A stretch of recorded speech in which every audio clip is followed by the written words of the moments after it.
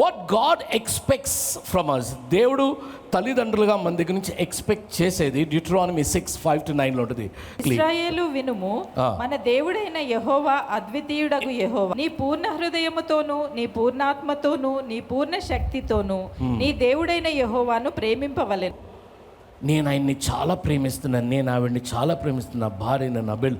నువ్వు వాళ్ళు ఎలాగ నువ్వు ప్రేమించాలి అనుకుంటున్నారో నువ్వు అలాగ ప్రేమిస్తే వాళ్ళకి అర్థమవుతుంది, వాళ్ళు దాన్ని స్వీకరించగలరు. నాకు ఏది ఇష్టమో, నేను ఎలా ప్రేమించబడాలనుకుంటున్నానో అలా ప్రేమించాలి. This is minimum common sense that we need to ask how, are probably మనం కలిసి ఉన్నట్లయితే తనకి అది ఇష్టం అని తెలుసుకొని అలాగా వారిని ప్రేమించాలి. How does God want us to love him? You shall love the Lord God with all your heart. Somebody say all your heart.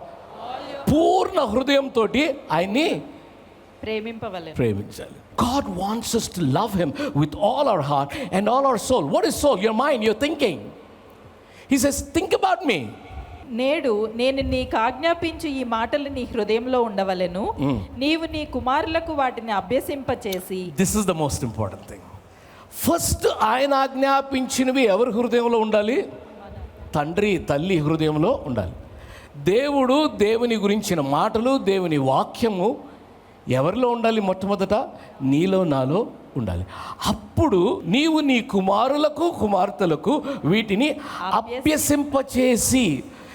చెప్పటం వేరు, అభ్యసింపటం వేరు. అంటే ఆ దీర్ఘమిస్తే రాయ్ పట్టుకో, దిద్దించి నేర్పించి, you make sure they get it.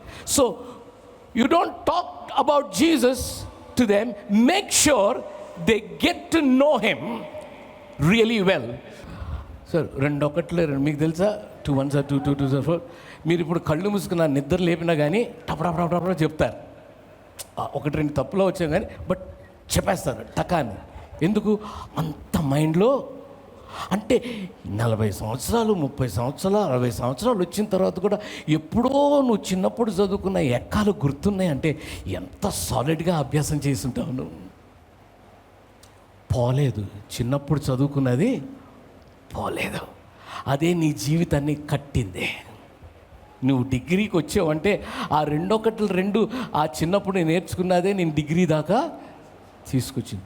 నీ పిల్లలకి నా పిల్లలకు కూడా చిన్నప్పుడే వాక్యాన్ని అభ్యసింపజేస్తే వాడు పెద్ద అయిన తర్వాత వాడు ఎక్కడికి పోయినా కానీ ఆ వాక్యం వాడిని వదిలిపెట్టి, వీడు వాక్యాన్ని వదిలిపెట్టి బిహేవ్ చేసుకోవాలన్నా ఆ వాక్యం మాత్రం వాడిని ఎందుకంటే జీవము కలిగిన వాక్యమై ఉన్నది. Immediately the word comes, the Spirit of God cannot remind you anything that is not deposited in you. నీ అంతరంగంలో డిపాజిట్ చేయబడనిది దేవుని ఆత్మ నీకు గుర్తింపు చేయలేదు. నీకు గుర్తు తెస్తాడంటే డిపాజిట్ ఉన్నదే. You cannot draw from a bank where you do not have an account or money in the account. So అలాగా వాక్యము నీకు డిపాజిట్ అయి ఉన్నట్లయితే తగిన కాలంలో కరెక్ట్ తప్పు కదా, వాక్యం ఏముంటుంది? No, immediately that will come. So అలాగ ట్రైన్ చేస్తే బాలుడు నడవవలసిన త్రోవలో నేర్పుము. అప్పుడేమవుద్దంట?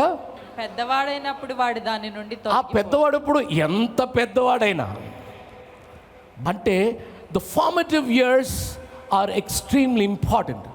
ఈరోజు మన సొసైటీ ఇలా ఉంది, యంగ్స్టర్స్ కాదు పెద్దోళ్ళు కానీ వాళ్ళ థాట్ ప్రాసెస్ ఇలాగ ఉంది అంటే చిన్నప్పుడు వాల్యూ సిస్టమ్స్ సరిగ్గా నేర్పించనందుకు ఇది జరుగుతూ ఉన్నది. You shall bind them as a sign on your hand and they shall be as frontlets between your ice.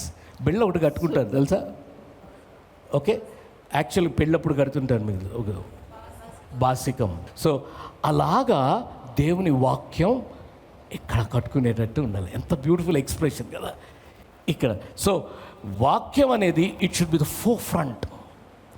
వాక్యం అనేది it should be deep with in. వాక్యం అనేది it should be on your lips and it can only come if it is in your thoughts.